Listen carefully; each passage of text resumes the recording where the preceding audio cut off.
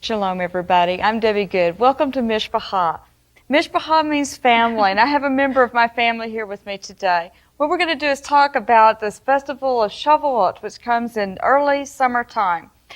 It's getting to be, after sharing several things with you, that this has become my home away from home. So when I say welcome to Mishpachah, I mean welcome to our family and our extended family, since we certainly feel that all the viewers out there have become our extended family. Paula's with me today, as I said, and Paula and I are going to talk about some things we can do for Shavuot to make it more festive, to make it more of a celebration in the home. One of the things we've done, if you will look over to Paula's left, is we have some very crudely formed, in door number 3, some very crudely formed flowers. This is a time for decoration and festivity, celebration. One of the things younger children can do is to make some tissue flowers if you don't happen to have several in your garden. If you can't go out and cut something down, of course you can always go and purchase some cut flowers to make anything festive, but you can literally strew them along the ceiling, along the walls, and anywhere. And sometimes the more crudely they're made, the better. Wouldn't you say, Paula? Yeah, Myron's looks better than mine. So okay, sometimes Myron is only 12 years old, so sometimes things are actually better with less age, I would say. We've been talking about Shavuot, meaning the anniversary of the time when the Torah was given to Moses. Mm-hmm. It's a festive time when they celebrated the coming into the land of bounty. And because of that, sometimes the food we eat is going to be primarily a dairy product. Today, Paula, can you tell me what would be the most common food that we would associate with the festival of Shavuot? Dairy products. I'm fond of ice cream, but cream cheese, cheesecake. Cheesecake is a big one, yes. But traditionally, especially if you're going around Brooklyn, New York, or in Israel, the big dish that people are going to eat during Shavuot is going to be, and specifically even the cheese blintz.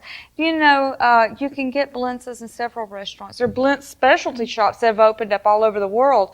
But even locally, we found blintzes at, and I won't say the name, but let's say an area pancake restaurant has blintzes on their menu. And a lot of times this is basically a crepe that we will fill with a cheese mixture, and sometimes eaten with either a fruit compote, some type of a fruit syrup, applesauce, or sometimes people will use maple syrup on them. So let's get started on making some blintzes, okay? It calls for several ingredients, and I'm going to have you mix while I mention what we're doing. First of all, we start with a cup of flour, because we have to start with the base of the pastry that goes on the outside. So 1 cup flour, and we're going to add to that let's mix our dry ingredients first. Let's take, a teaspoon of salt. You mix that in, and you know what I do when I'm working with dry ingredients, sometimes I use a fork. Okay, you got that mixed in? Now you might want to make a well. Do you know what that is? Yeah. You basically make a hole in the middle of it. Well, we're going to try. Basically pull your dry ingredients to the side, and we're going to add to that 1.5 cups milk. Okay, That's Paula, the well doesn't have to be that perfect. Yeah, that's It's all enough. going to mix in together sooner or later. Okay, and add right down the middle of that, pour your 1.5 cups of milk. Okay, and I'll take that from you. And very gently start blending in the dry ingredients with the liquid.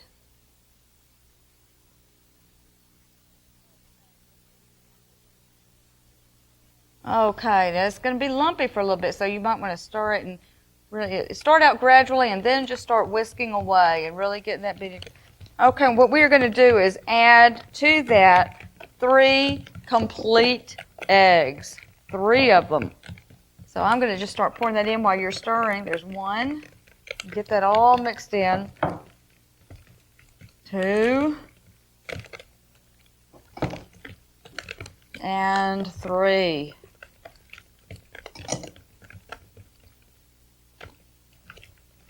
Okay, so how's that coming? Is that mixed in pretty good? Now, it's going to be a little bit runny. Here, let me see this so I can see if the camera can pick this up. If I use my fork to, it's even a little bit thinner than a pancake batter. It's just very, very, very thin. Get that all mixed up and stirred in again. It's just very, very drippy and thin.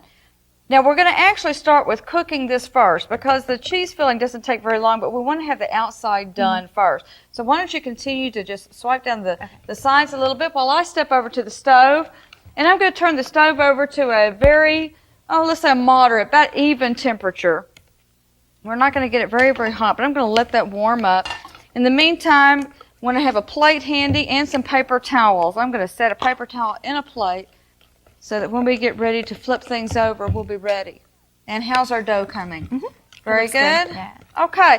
Let's take just a second while our frying pan is heating up, and let's start to mix these the ingredients for the cheese filling. It's okay. You can leave that in there. We might end up using it. Okay. So we're starting out with 1 pound. That would be 2 of the larger packages of cream cheese. And I think it's best to probably let it sit out just a little bit so it can soften. You want to break that up just a little bit, just kind of, because it's still pretty hard, pretty stiff. And you know what? You might want to, let's take the spoon. There we go. Yeah, just to kind of break it up a little bit. And to that, we're going to add 2 egg yolks. And that's what's going to, the egg yolks will help it to mix or blend a little bit. Here, I'll help you out here so that you can keep stirring a little bit. 2 egg yolks. And just really blend that in together. It's still chilled, so it's still a little bit chilled, okay? Yeah. All right, and we'll add to that. Let's go ahead and add our liquid ingredient. We've got about a 1/2 teaspoon of vanilla. And I'm going to spread that around so that it'll get mixed in a little bit more easily. That, by the way, is going to give it a nice, rich taste. I can smell the vanilla already. Mm-hmm. And I think we have about, what is that, about a 1/4 teaspoon of cinnamon. Paula was helping me to assemble some of the ingredients today, so she knows the amounts. Yeah, the metal spoon really works better. Yeah. And then the recipe we were using calls for about 3 to 4 tablespoons of sugar. What I'm going to do is put in some of this. If it looks like we need a little bit more, we'll just add more. So we're going to sprinkle just a little bit in there, and we'll kind of save some in reserve. Meanwhile, I'm going to check the stove again and see how we're coming. Yes, we're beginning to heat up.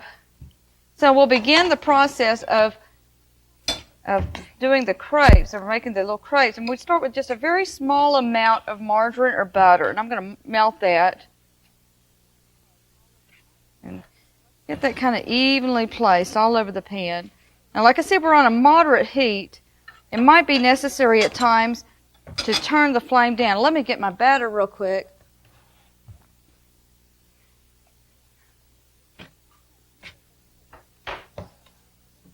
Okay, and the neat thing about this little pan is I can just pour out directly. I'm going to put maybe about 1 to 2 tablespoons of the liquid. It doesn't take very much at all, but then what I'm going to do is just sort of stir things around. I'm going to add a little bit more to that. And basically just swish it around to basically cover the bottom. And we want it to be very, very thin. Actually, it wouldn't hurt if it went up against the sides of the pan as well. And just let it sit there for a few minutes. It's going to start drying out a little bit on the sides. And by the way, I'm using a small frying pan. There's really no need to use a bigger one. It just takes a very small amount. And if you can get a shot of this, you can see where it is drying out just a little bit along the edges. By the way, you might want to be very careful if you're using a metal utensil, but it's easier to grab food if you're using metal. I like to use a fork, like I said, to loosen it, but we'll use the plastic spatula to flip it over. Let's go underneath it and just flip. There we go.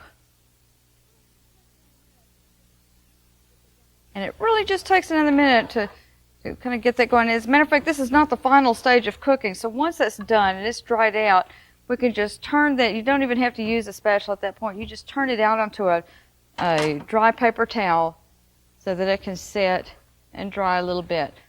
Now, the first one usually doesn't turn out that well. It's just like making pancakes when I do that at home. It's always like the first one is never the best one. So I'm not going to butter the pan this time. I'm going to just try adding 1 or 2 tablespoons. And let's just, again, shake it around. Just to get it evenly spread.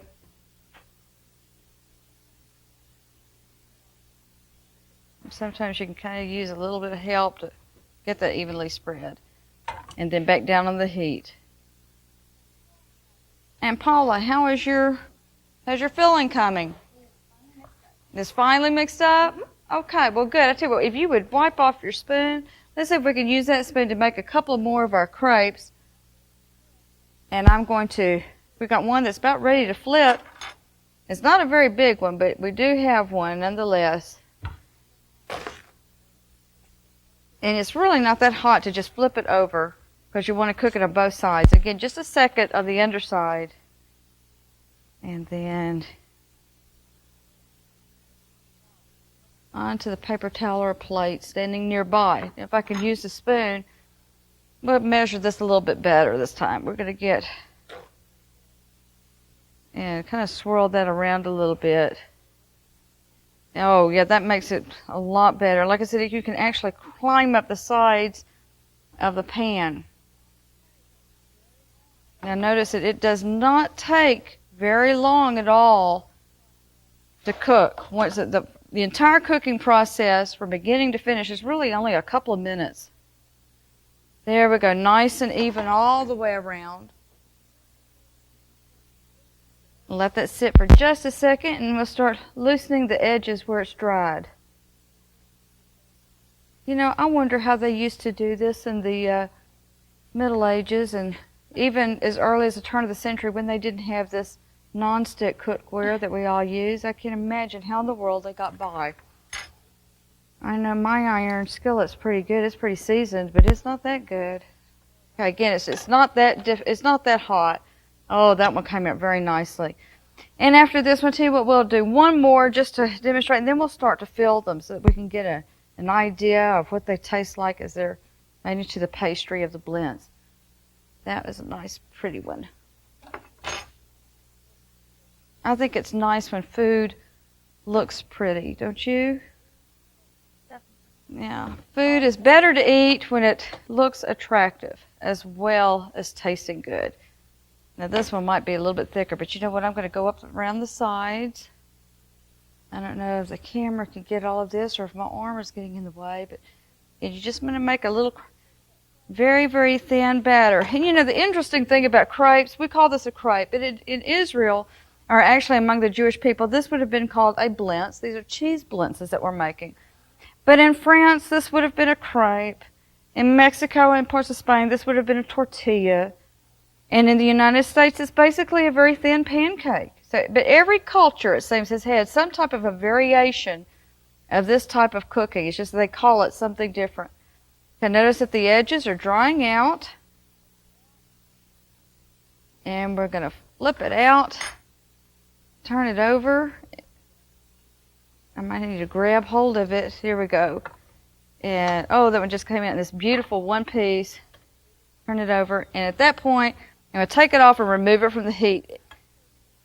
Okay, now I'm going to leave the stove on for a few minutes because, believe it or not, we're going to come back to the stove. We're going to finish the job that we started.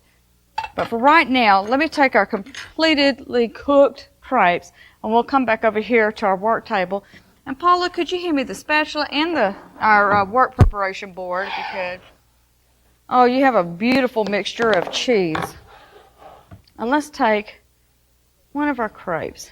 This is a nice looking one. And I'm taking the side that cooked first and putting it on the top, which will become the inside. And we're going to take a little bit of filling and put it just right in the middle. Now, if anybody's going to eat this, at this point, they better hope that I wash my hands because I'm getting my hands all inside it. Okay, now I'm putting a nice big fat cheese filling in there. What we want to do is, and I'm going to roll this a little bit more towards the edge. So we'll begin to roll that. Then I take the two sides and flip over. And basically you're making an envelope. And continue to roll and roll. And this is nice and warm, so that will actually retain its shape. And let's do two. I had these two that were on top are really pretty looking. You want to add a little bit of cheese mixture to that?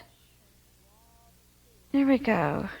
Nice more? glob of cheese. Now look, nobody's going to look at the inside of it. They're going to taste it. So let's go ahead and give another little glob in there. Doesn't have to look so pretty when it's on the inside. Oh, but it just smells wonderful with that vanilla. Okay, again, we just roll over a little bit, then tuck the sides. And here we go. And about this time, I can hear the stomachs growling of the production crew as they're getting ready to finish this particular segment so that we can eat this concoction. Okay, the stove is still on. What I'm going to do is add just a tiny bit of butter again, or margarine. You know, if you really want to be in keeping with the festival of Shavuot, you would use butter because it would be more of a dairy product, but margarine is also a dairy product. But we just melt that a little bit. And we're going to fry these. I could just grab them. We're going to start with them with the seam or the end of it down because we're going to want that to cook first. There we go. And we're not even going to really brown them. It's basically just enough to barely cook them or to let them just get a little bit of a texture, a little bit of frying on the outside of them. And let's see, we just kind of play with them a little bit and keep them moving. Remember that this is already cooked and even the cheese was soft. So I'm just going to try to turn that over. And another thing is since you're working with a thick product, you don't have to be so worried about getting your hands to it. You're not going to burn. There we go. Then we just burn the seam a little bit. It's not even burnt. I mean, it's just browned barely. And move that around. You know, Paula, your father is really busy right now, but this would have been an excellent opportunity to test the blends. Okay, now I'm going to go ahead and take that out. I'll have them on a serving plate over here. Ooh, if I can get that on. There's 1 and 2. And you know what a lot of people do? Let me turn this off. Turn off the stove. What a lot of people will do is they will sprinkle some powdered sugar, confectioner's sugar all over it to kind of give it a nice, not only texture, but a little pretty appearance. But I'll tell you one thing we can do, and I did happen to bring some. Y'all excuse me just a second. We have some cinnamon, and I think this is very, very good. Sprinkled on top. If I can get it to come out just a little bit. Yeah, just a little bit. But a combination of sprinkled cinnamon and the confectioner sugar or the powdered sugar, I think really makes it nice. And served with either an applesauce or, like I said, a fruit compote of some sort. And a lot of people, as I mentioned, will use maple syrup. Use whipped cream. Whipped cream would be very good, or believe it or not, sour cream. Now, personally, I think that's a little bit too much cream. When you've got cream cheese and sour cream, or you know, whipped cream, that's an awful lot. But it is a sweet dish. It's something that's again because we're talking about the sweetness of studying the Torah, the sweetness of God's Word. That's right. So we're going to put this aside, and we're going to try to get somebody to taste this in just a little bit. I think we might even have somebody, a willing participant. Somebody volunteered. But Paula, you know, one of the things we talked about on the last program, you were with us, one of the things we had discussed was during the festival of Shavuot, we stay up all night long, we study Torah, but there is one particular book that comes into remembrance that is actually read during the time of Shavuot. Do you remember what the book was? Ruth. Of course you remember. See, she's a smart girl. I knew she would know the answer before I even asked it. Okay, and Paula, tell us one reason why tell us several reasons why, as a matter of fact, the book of Ruth is read during the season of Shavuot.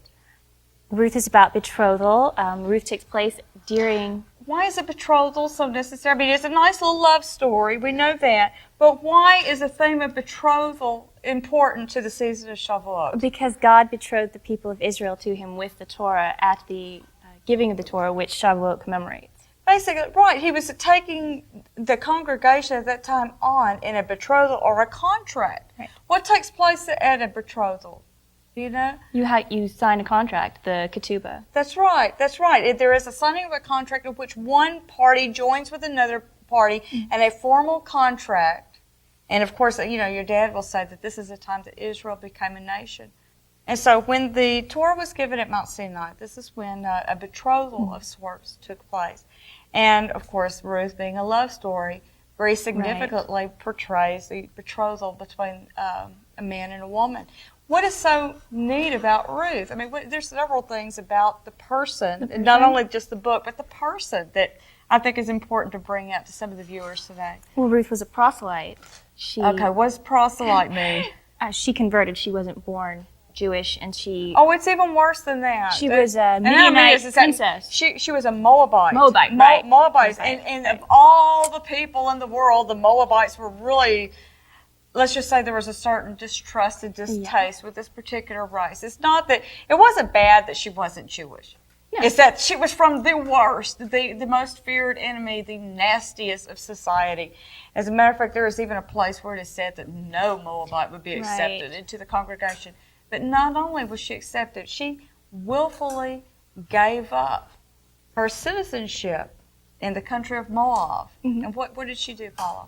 She follows her mother-in-law to Israel, and she takes care of her.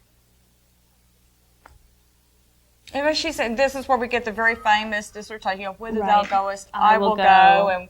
And your people will be my people, and your God will be my God. That's right. And then she meets up with cousin Boaz. Right. All right. But of course, one of the interesting things after the love story takes place is she is gleaning wheat in the field. She's picking up wheat that is left because she's a poor personality. She's taking care of her mother-in-law. And she's picking up this wheat, and Boaz falls in love with her and says, you guys... And of course, I don't think he actually said you guys. But he said, you guys, leave a little extra for her because she looks sweet. She reminds me of Torah, so leave more for her. Or, of course, that is the Debbie paraphrased edition. Okay. So anyway, they get together. But the really neat thing is at the very end of the book, we find out that Ruth becomes the mother of somebody very important. And that would be... She is the mother of, oh my gosh, I'm blanking. Obed. Yes, thank you. That's the first time, I have to admit, that's probably the first time I've ever seen you slip. Okay, I totally blanked. She's the mother of Obed, who is the mother of, this one I know you know. Jesse. And Jesse is the father of David, who probably was of very little consequence in He didn't Scripture. really do that much. No, of course, David is very, very important. He becomes one of the most important personalities because, you know, the festivals, as far as the liturgy that was given, the liturgy, it says, was given by God to David. In writing. That's right, in writing. How about that? That's really interesting. Although the temple may have existed after the time of David, and although the ceremonies associated with the festivals preceded David, the services themselves actually were given to David. That's like 1 Chronicles 28, 11 through 19 or something like that. Dad does that every Monday night, so it's...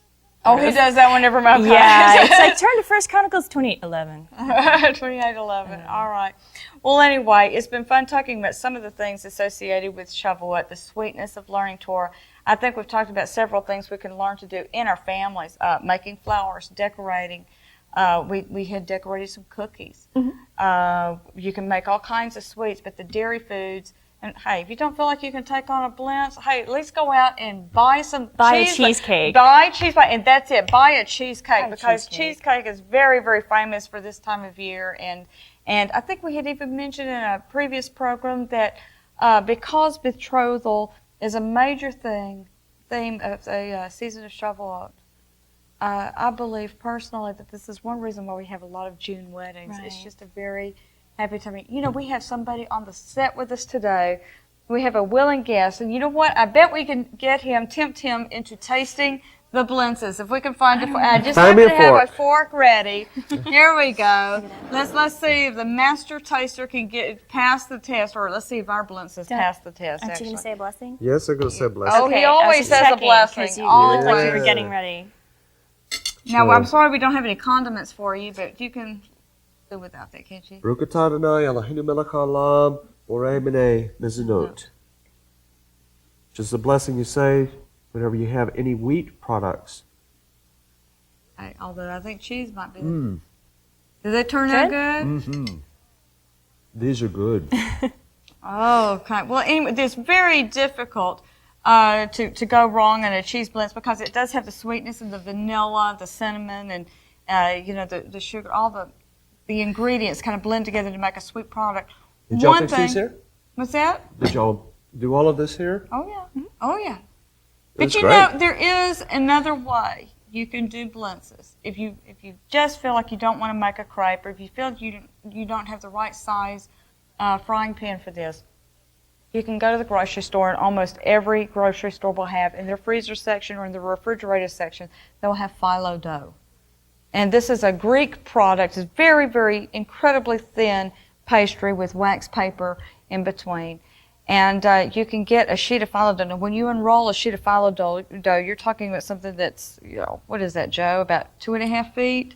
Thereabouts, 2.5 feet by about 2 feet. You're looking at a pretty big square, so you might want to cut that down a little bit, but it is incredibly thin. Maybe fold it in half since it is so thin, and then add your dough, add your filling to the phyllo dough, and then wrap it up again the same way. You fold over one side, then fold the two sides over, and begin to roll. Debbie, one of the things that strikes me is that food's really important to us, to everybody. We go through a day, we get hungry. Absolutely. But here we see that in God's festivals, He's connected it all back to the Word of God. And He uses the food to teach us and instruct us, and it is a communicator. So as people will start to do this festival and start to cook the blintzes and eat the dairy products and make the cookies and decorate the cookies, and join it with the teachings of the festival, then it becomes a holy meal. It becomes a spiritual blessing in all things. Absolutely. And, every time we learn something about God, this should be a blessing to all of us. We always want to learn. We want to strive and just savor the moments we have with Him, where everything takes on a sweetness, wouldn't you say? I would say so. So this is a time that we spend with our family. It's a time, the festival of Shavuot, that you spend with your family, and that's what we call Mishpachah. Shalom.